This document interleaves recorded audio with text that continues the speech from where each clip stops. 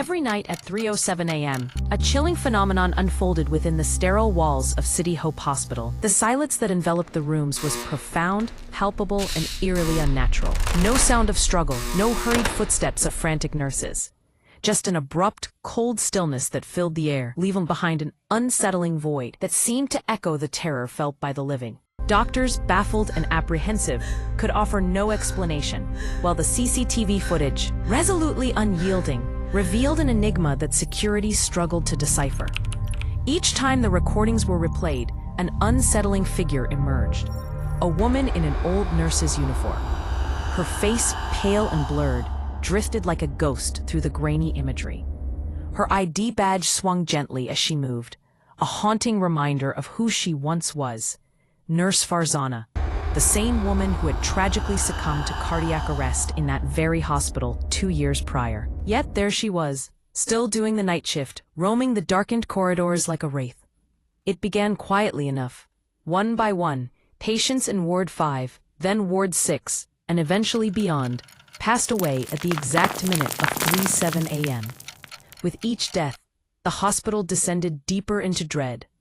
Nurses refused to work the graveyard shift. Patients clamored to be discharged, and security guards made up excuses to scuttle home early. The hospital director, though skeptical of supernatural tales, understood the threat of bad publicity looming over their institution. In response, he called upon Detective Rian, a man known for solving cases others deemed insurmountable. When Rian arrived, his presence was commanding yet understated. He bypassed introductions, his focus razor-sharp. "Show me the tapes," he demanded, his voice void of any hint of fear. The director hesitated but complied, the flickering monitor illuminating their strained faces. As the footage rolled, the air thickened with tension. At precisely 3:07 a.m., the lights flickered ominously. A shadowy figure entered the room, a nurse, clad in black hair and an old uniform, her slow and deliberate breaths barely audible. As she leaned close to a patient, the heart monitor flatlined, and Rian leaned forward, his heart racing. "Pause.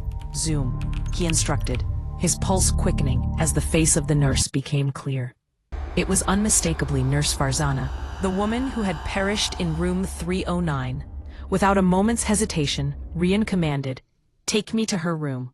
Room 309 welcomed them with a foreboding chill. Dust danced in the dim light, and the air felt heavier, colder. The room remained preserved in time, a ghostly echo of the events that had transpired. As Rian examined the walls, his fingers brushed against scratches, letters carved into the paint by frantic fingernails. The words screamed out in desperation.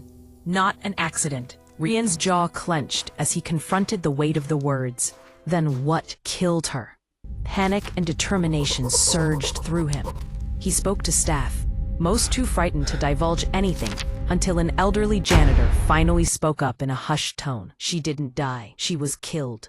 The janitor's voice trembled as he recounted tales of whistleblowing and ominous disappearances. She knew about the organ room downstairs, filed complaints, but they were silenced. 2 days later, she died alone, with no witnesses, no family. The director signed her death report. Rian's eyes narrowed, the pieces of the puzzle sliding into place. "And now she's back?" The janitor nodded, his expression grave. "She only kills patients who were marked by them." Rian felt a storm of cold rage brew within him as he pieced together the dark reality. The hospital was a front, a facade for an organ trafficking ring.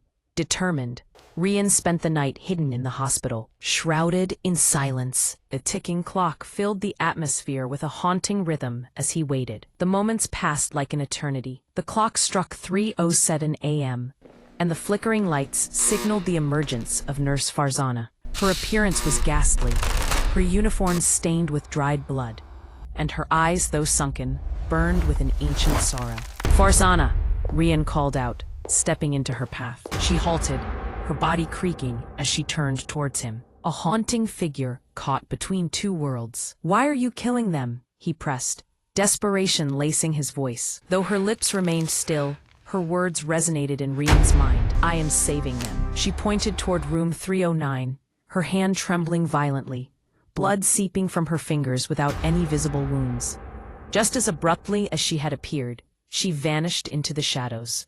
Returning to room 309, Rian sensed something was different. A heaviness lingered in the air. He searched fervently until he discovered a loose panel hidden behind the oxygen outlet. Inside lay a metal box containing damning evidence: Farzana's diary, photographs of unconscious patients' missing organs, a USB drive, a document listing selected patients, and signatures of the director and 2 surgeons. Farzana's final entry sent a shiver down his spine. They are killing patients for organs, selling them. If I die, know that I didn't die naturally. I was removed. With fury igniting his soul, Rian stormed into the director's office, his voice a low growl. Your little business is over. The director laughed dismissively, but Rian held firm, tossing the box onto the table. I have evidence. The director's face paled, the reality crashing down around him as he reached for the phone. But the lights flickered menacingly. An icy chill enveloped the room as Nurse Farzana reappeared, her hand icy against the director's shoulder. He convulsed, gasping for air, before collapsing lifelessly on the floor, just like the patients who had perished at 3:07 a.m. Stunned, Rian stepped back, and Farzana turned to him, her lips finally moving. Thank you. Then, as if released from an invisible tether, she slowly dissolved into the dim light. The organ trafficking ring was exposed, the surgeons arrested, and the fearful nights transformed into peaceful slumbers. The hospital adjusted its protocols, announcing, no more night shifts at 3 a.m. Detective Rian visited room 309 one last time, the wall where Farzana had carved her desperate message, now clean and freshly painted. She stood in quiet reflection, whispering, you can rest now. The lights flickered softly above him, as if acknowledging his sentiment, and for the first time in 2 years, City Hope Hospital welcomed a night without death.